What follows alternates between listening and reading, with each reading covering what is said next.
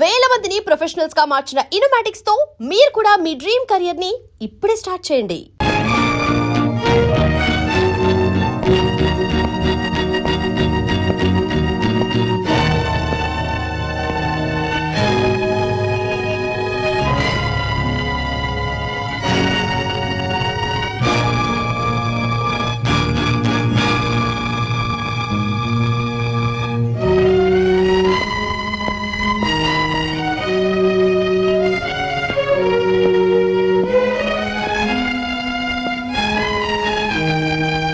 ఇవి మీ తాలూకు డబ్బులు పట్టాలి. వీటి మీద మీ పేర్లు కూడా రాస్తున్నాయి. ఇది వరకు మిమ్మల్ని ఒకసారి క్షమించమని అడిగాను. ఇప్పుడు మళ్ళీ అడుగుతున్నాను. మీ డబ్బు కాజేసినందుకు నన్ను క్షమించండి. తీసుకోండి.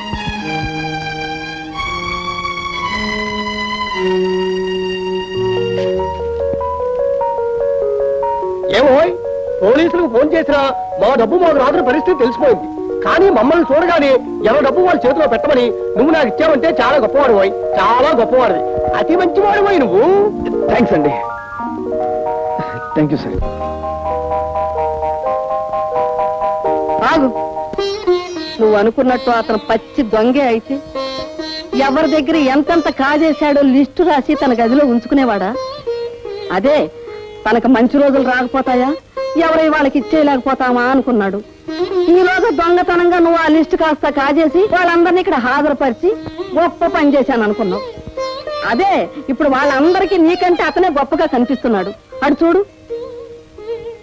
అతనేమిటో అతని పరిస్థితి ఏమిటో నీకు తెలిస్తే నువ్వు ఇంతగా అతన్ని ద్వేషించేదానివి కాదమ్మా.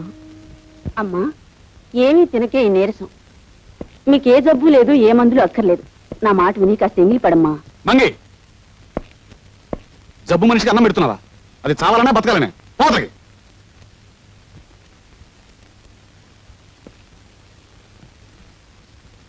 చూడు జానకి, డాక్టర్ నీకెన్నో మందులు ఇచ్చాడు. అయినా నీ నీరసం లాగానే ఉంది. నా ఆతృత అక్క ఇవాళ పెద్ద డాక్టర్ని కలిశాను. ఇదిగో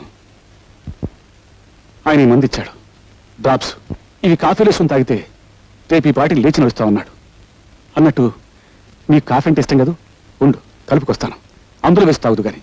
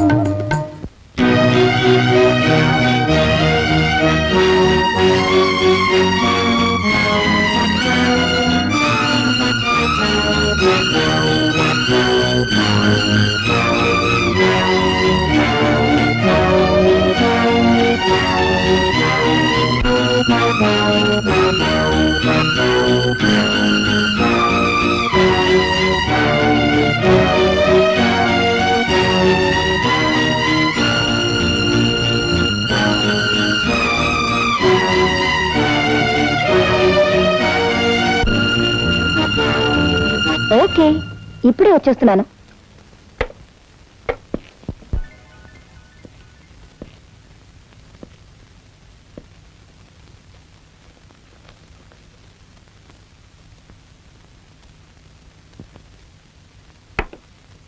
జానకి, జానకి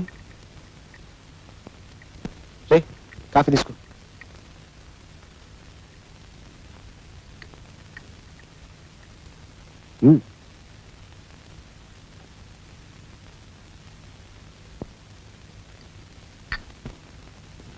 పడుకో, కాసేపట్లో బాగా నిద్రపడుతుంది.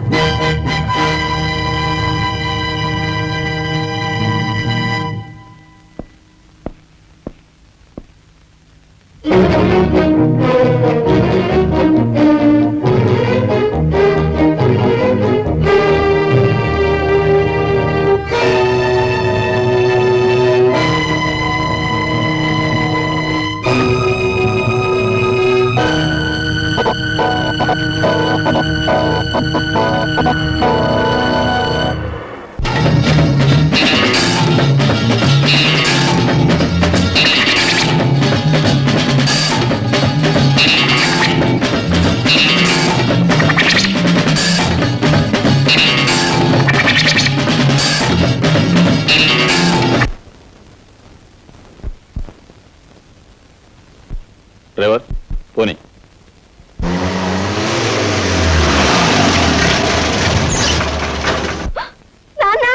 అమ్మా ఏం జరిగిందమ్మా?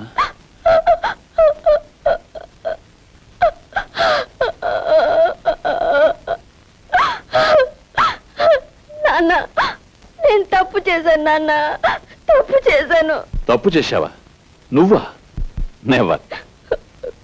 లేదు నాన్న, ఆయన నన్ను చంపాలని చూశారు. ఆ సమయానికి చంచల ఇక్కడికి వచ్చింది. ఆమెను తలపై కొట్టి నన్ను పెట్టిన బ్యాగ్ లో పెట్టాను. నేనే అనుకుని పారేయడానికి వెళ్ళారు ఆయన. హత్యా ప్రయత్నమా? Oh my God. నాన్న, నా జీవితంలో మిమ్మల్ని ఎప్పుడూ ఏది కోరలేదు.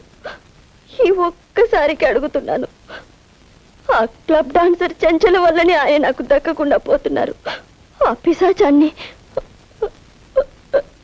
చచ్చిపోనివ్వండి నాన్న, దాన్ని చచ్చిపోనివ్వండి.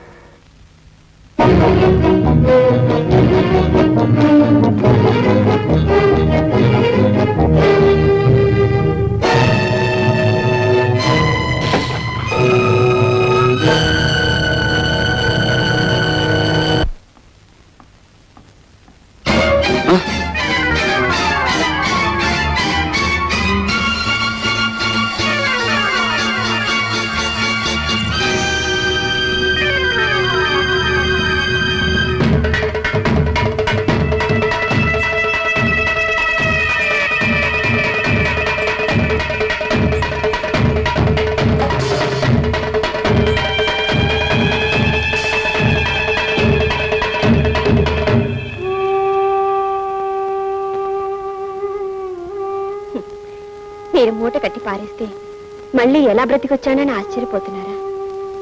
మీరు నన్ను మూటలో పెడితే నేను మీ ప్రియురాల్ని మూటలో పెట్టాను. మీ ప్రియురాలు పారవేదగ్గ మనిషి కాబట్టి పారేసి వచ్చారు. అంతే తప్ప మీరే తప్పు చేయలేదు. చేశానని మీరు బాధపడ్డారనుకోండి, అప్పుడు ఆవిడ చచ్చిపోయినట్టు అవుతుంది, మీరే ఆవిడని చంపినట్టు అవుతుంది. అందుకు నేనే ప్రత్యక్ష సాక్షిని. మనం హాయిగా బ్రతకడానికి ఆవిడని మర్చిపోతారు, లేక హత్య చేసినందుకు పరితపించిపోతారు. మీ నిర్ణయానికి వదిలేస్తున్నాను. బెదిరించడం కాదు, మిమ్మల్ని బాగుపరుచుకుంటున్నాను. కిలుం పట్టిన దేవుడి విగ్రహాన్ని దేవుడిని చూడకుండా మట్టితో తోముతాం. మిమ్మల్ని నా మనిషిగా మిగిల్చుకోవడానికి నేను అలాంటి పని చేస్తున్నాను. రండి భోంచేద్దాం. మీ ప్రియురాలి హత్యకు నేనే ప్రత్యక్ష సాక్షిని. మీ ప్రియురాలి హత్యకు నేనే ప్రత్యక్ష సాక్షిని. నా చెవులు కూడా మీకే పట్టినట్టున్నాయి. మీరు ఇంట్లో భోంచేసి చాలా రోజులైంది, నేను భోంచేసి కూడా చాలా రోజులైంది. కలిసి భోంచేద్దాం రండి. అయితే పద. Satyababu sir, club dancer Chenchal murder అయిపోయింది. ఆ కేసు విషయంలో దొంగ సాక్ష్యం చెప్పడానికి ఒక మనిషి కావాలి. అదేమిటి సార్, మీ ఇంట్లోనే అన్ని రకాల మాయలు తెలిసిన ఓ మాయగాడు ఉన్నాడని మీరే అన్నారు కదా. వాడికి 4 డబ్బులు కొట్టించేస్తే చెప్తా. అమ్మలింగం, ఈ అమాయకుడు కొంప ముంచేస్తావు. ఇదేమిటి సార్, నా లైన్లోకి మీరు వచ్చారు? నేను నీ భక్తునే కదా, అందుకని. అన్నట్టు నీతో చిన్న పనుండి వచ్చానయ్యా. నా గబుక్కుని సబ్ ఇన్స్పెక్టర్ గా ప్రమోషన్ వచ్చింది అనుకో, నువ్వు ఆనందిస్తావా లేదా? తప్పకుండా ఆనందిస్తాను. నాకు ప్రమోషన్ వచ్చినట్టుగానే నీ గబుక్కుని 10,000 రూపాయలు దొరికినాయి అనుకో, సంతోషిస్తావా లేదా? అంత డబ్బు దొరికితే తప్పకుండా సంతోషిస్తాను. అయితే ఇదిగో 10,000.